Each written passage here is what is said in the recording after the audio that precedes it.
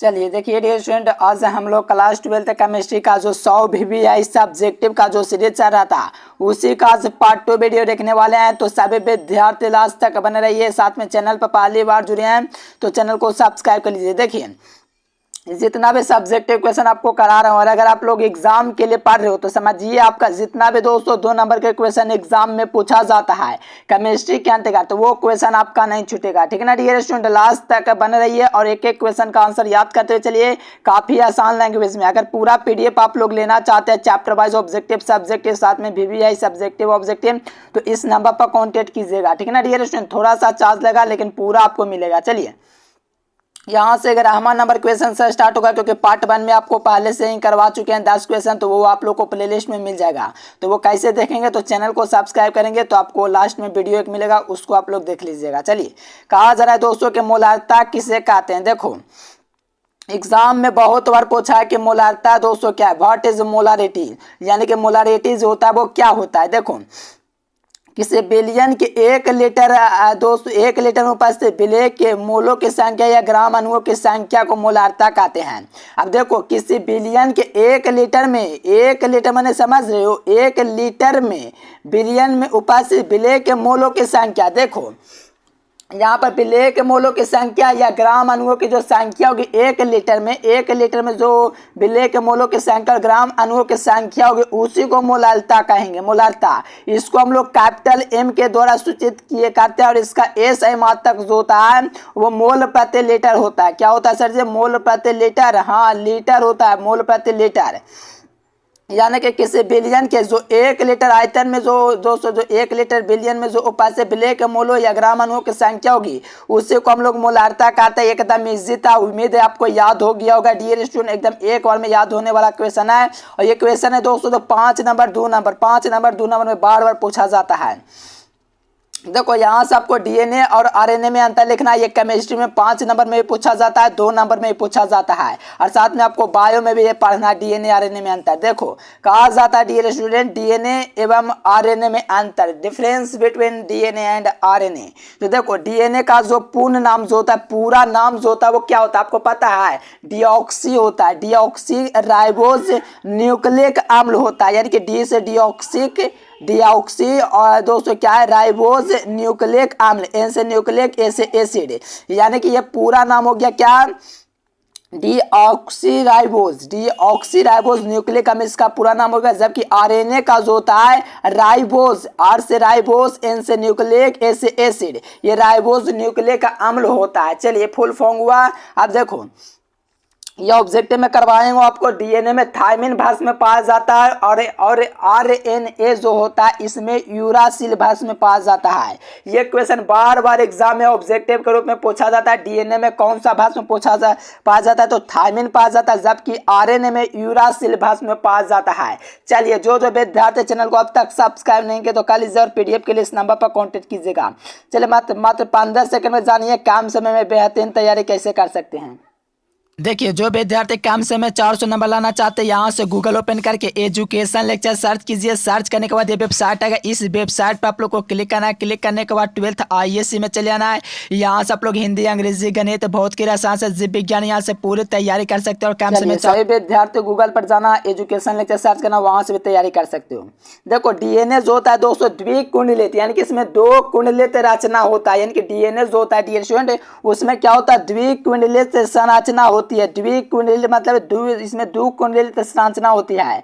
जबकि RNA जो होता है इसमें दोस्तों कुंडलित संरचना होती है, RNA की कुंडलित संरचना होती है, जबकि DNA की दोस्तों कुंडलित संरचना होती है। चलिए उम्मीद है आपको ये क्वेश्चन क्लियर हो गया होगा। अब देखिए नेक्स्ट क्वेश्चन मोल प्रवास क्या है, what is the mole fraction. देखो यहाँ पर मोल फ्रैक्शन क्या है, काफी इजी है डियर स्टूडेंट। देखो किसी बिलियन में उपस्थित विलेय या विलेय के मोलों की संख्या तथा देखो किसी बिलियन में उपस्थित विलेय या विलेय के मोलों की संख्या, मान लीजिए डियर स्टूडेंट आप लोग विलेय मान लीजिए N मान लीजिए और इस विलायक का N2 मान लीजिए, ठीक ना डियर स्टूडेंट, तथा मोलों की संख्या तथा बिलियन में उपस्थित कुल मोलों की संख्या के अनुपात को हम लोग मोल प्रवास कहेंगे। समझ में है कि नहीं? किसी बिलियन में विलेय या विलायक के जो मोलों की संख्या होगी तथा बिलियन में कुल मोलों की संख्या होगी उसके अनुपात को हम लोग मोल प्रवास कहते हैं। डेट मीन्स मान लीजिए हम लोग दोस्तों विलेय का मोल प्रवास निकाल रहे हैं, ठीक ना डियर स्टूडेंट। तो N1 बराबर क्या लिखेंगे, N1 प्लस N2, अब इसका दोस्तों पूरे का बटा क्या होगा बिलियन ऊपर से कुल मोलों की संख्या का अनुपात हो जाएगा, यानी कि इसका जो कुल मोल होगा ना उसी के संख्या के अनुपात को कहेंगे। यानी कि N1 निकालेंगे तो N1 बटा N1 प्लस N2 हो गया। चैप्टर बाद में पूरा बेहतर तरीके से समझाया हुआ है, तो आप लोग प्लेलिस्ट में जा करके जरूर देखिएगा, काफी इजी क्वेश्चन है। इसको हम लोग x के द्वारा दोस्तों निरूपित करते हैं, जो मोल प्रवास होता है इसको x के द्वारा दोस्तों डिनोटेट किया जाता है। चलो क्वथनांक का उन्नयन क्या है, देखो बहुत इंपॉर्टेंट क्वेश्चन है, 5 नंबर में एक क्वेश्चन पूछा जाता है। देखो कहा जाता है कि जब किसी बिलियन में कोई आवासशील विलेय पदार्थ है, कोई बिलियन होगा डिएशन, उसमें कोई आवासशील विलेय पदार्थ मिला देंगे तो उसके 200 क्वथनांक में जो होते हैं वृद्धि होती है। यानी कि जब किसी बिलियन में कोई आवासशील विलेय पदार्थ मिला दिया जाता है तो उसके क्वथनांक जो होती है उसमें क्या होता है वृद्धि होती है। यानी कि जब वृद्धि होती है तो उसी वृद्धि को हम लोग क्वथनांक उन्नयन कहेंगे। यानी कि जब किसी बिलियन में कोई आवासशील विलेय पदार्थ मिला दिया जाता है तो उसके जो क्वथनांक होता है उसमें वृद्धि होता है, और ये जो वृद्धि कहलाता है वो क्वथनांक उन्नयन कहलाता है।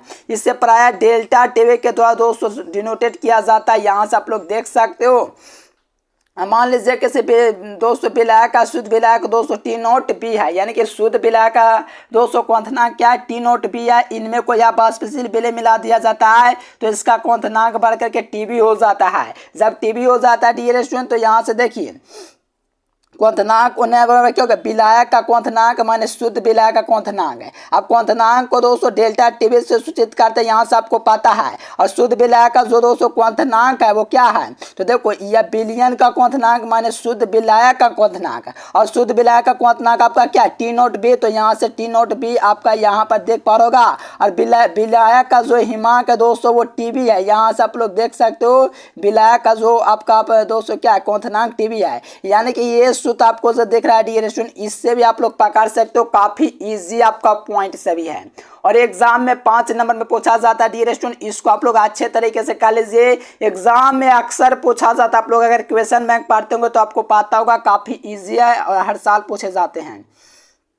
देखो पैरासीटामोल और टिक्सन जो आयोडीन होता है इसका आपको यूज बताना है, यानी कि इसका जो यूज किया जाता है कहाँ पर यूज किया जाता है। तो देखो पैरासीटा जो होता है पैरासीटामोल का उपयोग ज्वार नाशक के रूप में किया जाता है। जो पैरासीटामोल होता है इसको हम लोग ज्वार नाशक के रूप में यूज करते हैं।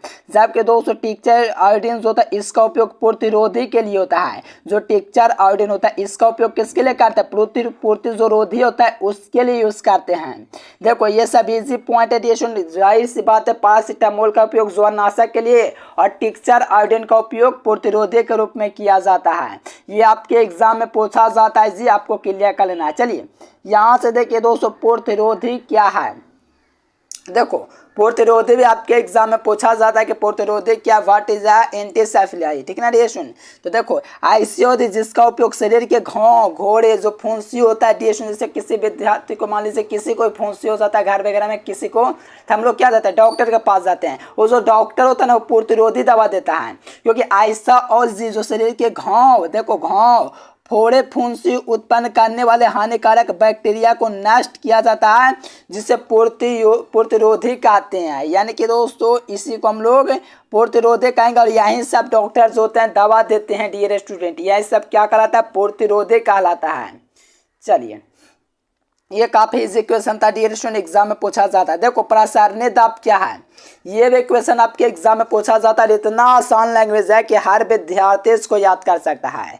बिलियन पर आरोपित वह बाहरी दाब, यानी कि बाहर दाब मतलब क्या हुआ, बाहरी दाब, ठीक ना डियर स्टूडेंट। क्या हुआ सर जी, मैंने बाहरी दाब, हाँ जी बाहरी दाब, यानी कि किसी बिलियन पर आरोपित वह बाहरी दाब जिसके कारण बिलियन का वाष्प दाब बढ़ करके, यानी कि बिलियन का जो वाष्प दाब होगा डियर स्टूडेंट वो बढ़ करके क्या होता है विलायक के वाष्प दाब के बराबर हो जाता है। यानी कि इसका बिलियन का जो वाष्प दाब है दोस्तों बढ़ करके विलायक के वाष्प दाब के बराबर हो जाता है। तो इस बिलियन को हम लोग प्रसारण दाब कहेंगे। इसको हम लोग पाई के द्वारा दोस्तों लिखते हैं, तो इसको हम लोग पाई बराबर CRT का दोस्तों सूत्र भी लिख सकते हैं, क्योंकि प्रसारणीय दाब इसी के अंतर्गत आते हैं। यानी कि बिलियन प्रभावित अववाह दाब, जिसके कारण बिलियन का बाष्प दाब बढ़ के विलायक बाष्प दाब के बराबर हो जाता है, तो इसको हम लोग प्रसारण दाब कहते हैं और इसको पाई के द्वारा दोस्तों डिनोटेट किया जाता है। चलिए यहाँ से प्रोटीन क्या, ये भी क्वेश्चन आपके एग्जाम में पूछा जाता है, तो इसको क्लियर करना है। देखो प्रोटीन क्या, ये आपके एग्जाम में पूछा जाता है। अगर आप लोग पढ़ते होंगे क्वेश्चन बैंक तो आपको पूछा जाता है कि प्रोटीन क्या है, कार्बोहाइड्रेट क्या, ये सब काफी इजी पॉइंट है जो कि हर विद्यार्थी एक बार में पढ़ के इसको कर सकता है। चलिए प्रोटीन मानव शरीर का एक मुख्य अवयव होता है, यानी कि डियर स्टूडेंट जो मेन कंपाउंड जो होता है डियर स्टूडेंट आपका मानव शरीर का, वो प्रोटीन भी होता है। इनके प्रोटीन आपका मुख्य दोस्तों अवयव है आपके दोस्तों बॉडी का, ठीक ना डियर स्टूडेंट। चलिए ये उच्च आणविक द्रव्यमान, देखो ये उच्च आणविक द्रव्यमान वाले दोस्तों क्या होते हैं, एक नाइट्रोजन युक्त कार्बोनिक यौगिक होते हैं, यानी कि दोस्तों मोलिकुलर मास जो होता है डियर स्टूडेंट जो आपका उच्च आणविक का होता है, हाई आणविक का होता है डियर, ये जो होता है नाइट्रोजन युक्त होते हैं, यानी कि इसमें नाइट्रोजन भी पाया जाता है, नाइट्रोजन युक्त कार्बोनिक यौगिक का, यानी कि ये जो उच्च आणविक वाला जो द्रव्यमान प्रोटीन है इसमें नाइट्रोजन युक्त कार्बोनिक यौगिक होता है। और प्रोटीन का निर्माण दोस्तों जो होता है कार्बन, ऑक्सीजन, नाइट्रोजन और हाइड्रोजन से होता है। जो प्रोटीन होता है इसमें कार्बन, ऑक्सीजन, नाइट्रोजन, हाइड्रोजन ये सब से होता है, चार तत्वों से मिलकर प्रोटीन का निर्माण हो जाता है, जिसमें कार्बन, ऑक्सीजन, नाइट्रोजन, हाइड्रोजन से होता है। ये पौधे और जंतुओं के कोशिकाओं में प्रचुर मात्रा में पाए जाते हैं। ये पौधे और जंतुओं की कोशिकाओं में क्या तो जो होता है दोस्तों प्रचुर मात्रा में दोस्तों प्रोटीन पाए जाते हैं। अब देखो ये सब काफ़ी इजी क्वेश्चन था डियर स्टूडेंट, जैसा कि आप लोग एग्जांपल के तौर पर दूध को ले सकते हो, पनीर को ले सकते हो, दाल, गेहूं, मटर, ये सब क्या है आपका दोस्तों प्रोटीन है, जो कि आपके शरीर के लिए भी आवश्यक है, मानव शरीर का एक मुख्य अवयव है, तो इसको आपको शरीर में दोस्तों होना चाहिए। देखिए ये सब इजी था डियर स्टूडेंट, एकदम याद करते हुए चलना, काफ़ी आसान लैंग्वेज, इतना बढ़िया लैंग्वेज कहीं पर नहीं मिलेगा। अब देखो एग्जाम में पूछा जाता है कि प्रासरण और बेसन में अंतर लेके पूछा जाता है कि नहीं, झूठ मत बोलो। चलिए पूछा जाता है, ये आप लोग जानते होंगे 5 नंबर में 2021 में पूछा है। देखो प्रासरण, ओस्मोसिस और यहाँ पे देखिए बेसरण, प्रासरण और बेसन में आपको अंतर लिखना है। तो देखो प्रासरण में क्या होता है, ये क्रिया तनु बिलियन से शांत बिलियन की ओर होता है, यानी प्राशन की क्रिया जो होता है तनु बिलियन, जो तनु बिलियन होता है उससे ना होकर के देखो यह क्रिया तनु बिलियन से शांत बिलियन की होता है, यानी कि तनु बिलियन से शांत बिलियन की ओर होता है। जबकि दोस्तों विसरण जो होता है ये दोस्तों शांत बिलियन से तनु बिलियन की ओर होता है। देखो एक दोस्तों होता है क्रिया तनु से सांद्र में, एक होता है सांद्र से तनु में, इस प्रकार से आप लोग का ये दोनों रिएक्शन काम करता है। तो इसको आप लोग को एक बार में याद होना चाहिए, लिख लीजिएगा 2 बार तो और भी याद हो जाएगा। देखो इसमें एसपीएम की आवश्यकता नहीं पड़ती है, जो इसमें होता है प्रासरण दाब, इसमें इसकी आवश्यकता नहीं होता, जो एसपीएम होता है इसकी आवश्यकता नहीं होता है। जबकि दोस्तों बेसरण जो होता है इसमें एसपीएम की आवश्यकता नहीं होती है। देखो उल्टा बोल दिए, इसमें एसपीएम की आवश्यकता पड़ती है लेकिन बेसरण में नहीं होता, क्योंकि इसमें शांत बिलियन से तनु बिलियन की ओर होता है। तो इसमें जो होता है एसपीएम वगैरह जो होता है इसकी कोई आवश्यकता नहीं होता, लेकिन प्रासरण के लिए इसकी आवश्यकता पड़ती है। देखो यहाँ से देखेगा डियर स्टूडेंट प्रासरण में इसमें अतिरिक्त दाब लगा करके रोका जा सकता है। जो प्रासरण दाब होता है डियर स्टूडेंट इसमें अतिरिक्त दाब लगा करके रोका जा सकता है, जबकि आप लोग का बेसरण है इसमें अतिरिक्त दाब लगा करके नहीं रोका जा सकता। जो बेसरण होता है डियर स्टूडेंट इसमें जो होता है ये ऐसा एक गुण है 200 बिलियन का, जो इसको हम लोग अतिरिक्त दाब नहीं लगा सकते, लेकिन ये ऐसा गुण है दोस्तों जिसको हम लोग अतिरिक्त दाब लगा सकते हैं। देखो प्रासरण क्रिया गैसों का गुण होता है, देखिए बेसरण क्रिया जो होता है बिलियन का गुण होता है, यानी कि ये बिलियन में होता है, ये गैस में होता है। ये भी आप लोग लिख सकते हो, काफी इजी पॉइंट था और ये आपके एग्जाम में बार बार लगातार पूछा जाता है। 5 नंबर 2 नंबर 5 नंबर 2 नंबर इस प्रकार से एग्जाम में पूछा जाता है।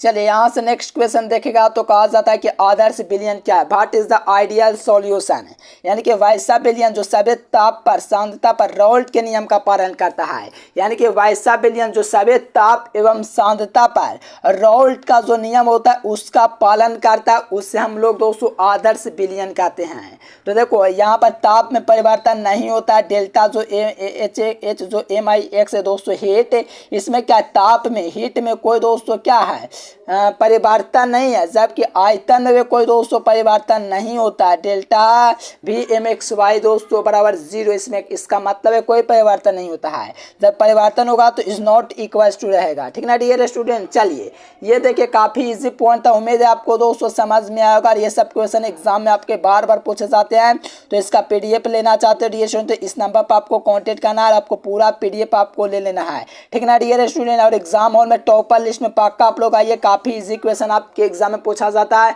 उम्मीद है आपको वीडियो पसंद आए, सेकंड पार्ट थर्ड पार्ट जरूर लेकर आऊँगा डियर स्टूडेंट, 21 से 21 से लेकर के दोस्तों 30 तक। ठीक ना डियर स्टूडेंट। तो लाइक सब्सक्राइब कीजिए, दोस्तों के पास शेयर कीजिए। इसके पहले के वीडियोस देखना चाहते हैं चैनल को सब्सक्राइब करके प्लेलिस्ट में जा करके देख सकते हैं। चलिए तब तक के लिए bye bye, thanks for watching this video. जय हिंद, वंदे मातरम।